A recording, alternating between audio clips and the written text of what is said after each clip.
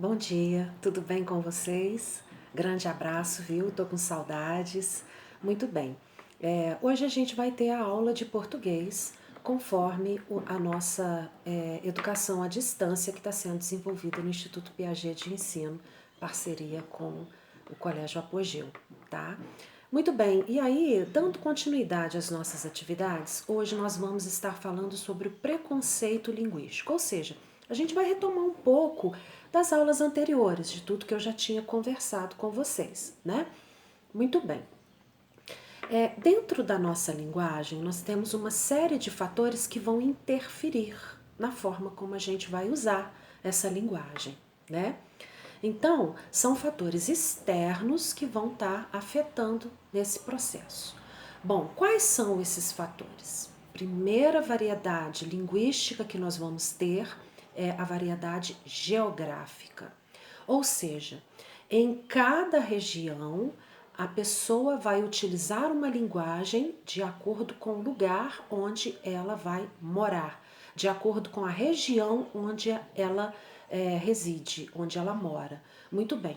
Então, o que a gente percebe? Por exemplo, em termos de Brasil, né, que tem toda essa diversidade, nós vamos perceber características comuns dos falantes da língua portuguesa na região sudeste, na região sul, na região norte, ou seja, esse fator geográfico ele vai interferir na linguagem utilizada pelo falante da língua. Muito bem. E se vocês observarem, até mesmo na própria região vai ter essa mudança. Por exemplo, região sudeste, que é grande, né? Nós temos uma diferença entre o falar do Rio, entre o falar do mineiro, entre o falar do carioca, né? Então, essa é a primeira variedade linguística, é a primeira influência que nós vamos ter em relação, a primeira interferência que nós vamos ter em relação ao uso da linguagem. Muito bem. O segundo ponto é o histórico, tá? Então a gente percebe que no decorrer dos tempos a linguagem vai sofrendo alterações. Então expressões que eram usadas antigamente não são usadas mais hoje. Elas não deixam de existir, elas passam a serem usadas com menos frequência. Então daí o fato da gente pegar textos de época, textos de uma época diferente, a gente percebeu uma linguagem diferente da linguagem que a gente utiliza. Por quê? Porque tem o fator histórico que está interferindo. Da mesma forma que um texto que foi escrito hoje, daqui a 20, 30, 40 anos, se Deus quiser, ainda vai ter gente aí para ler, para estudar a nossa época, a nossa geração, né? Se Deus quiser que o coronavírus não faça muito estrago, que Deus permita, né, gente? Brincadeiras à parte. Mas futuramente os nossos textos serão avaliados com uma ótica diferente. Por quê? Porque historicamente eles estarão à nossa frente, né? Isso é a nossa futura geração. Muito bem. O fator sociocultural, ou seja, o grau de informação que você tem e a estrutura social da qual você faz parte. Isso vai interferir sim. Então, por exemplo, o grau de escolaridade vai interferir na linguagem que você utiliza, evidentemente, né? A sua condição social pode estar atrelada ao seu grau de formação, né? Então isso vai interferir na linguagem que você usa. E a última variedade que nós temos é a variedade contextual ou situacional. Palavrinha difícil de falar, né? Situacional. Gente, isso é o que eu venho falando com vocês o tempo todo, tá? É você avaliar o contexto. Então aí você desconsidera todas as variedades. O que você vai observar é o contexto no qual aquela linguagem foi usada.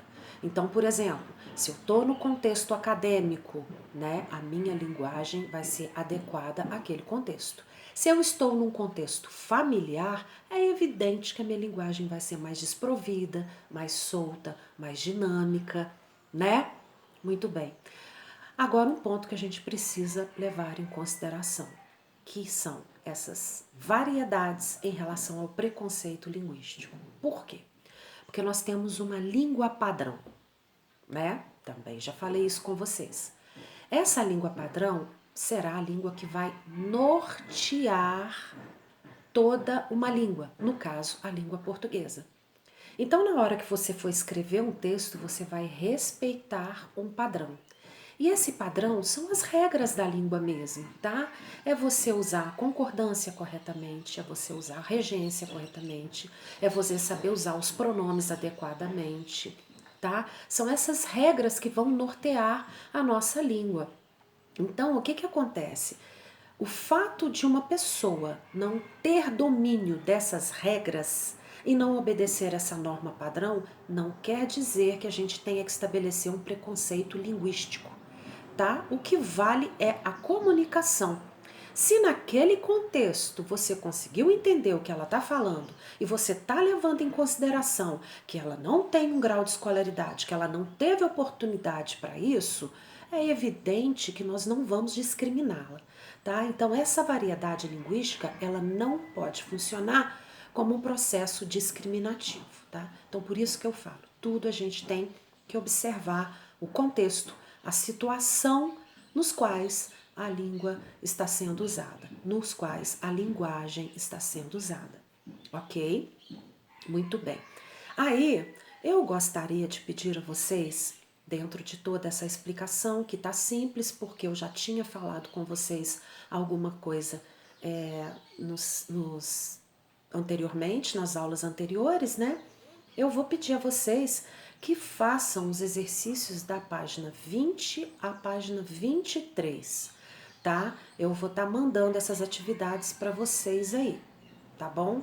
Assim que eu mandar o áudio, eu vou mandar a atividade para vocês, tá legal? Então, vocês façam, por favor, que na nossa próxima aula, que vai ser terça-feira que vem, eu estarei corrigindo, esclarecendo as dúvidas e dando continuidade às nossas atividades, tá bom? No mais, um grande abraço em todos aí, nos pais de vocês, em todos os seus familiares. Fiquem bem aí, se cuidem, por favor, para a gente poder voltar breve, breve, breve e eu poder dar aula olhando para vocês, e não ficar olhando para mim aqui, porque, meu Deus, como isso está me incomodando. Mas, enfim, é para um bem comum, tá? Então, que breve, breve, breve eu esteja lá no Piaget, olhando olho no olho, porque vocês sabem que é desse jeito que eu gosto de trabalhar, tá bom? Grande abraço, fiquem com Deus aí nas casas de vocês, tá? Tchau!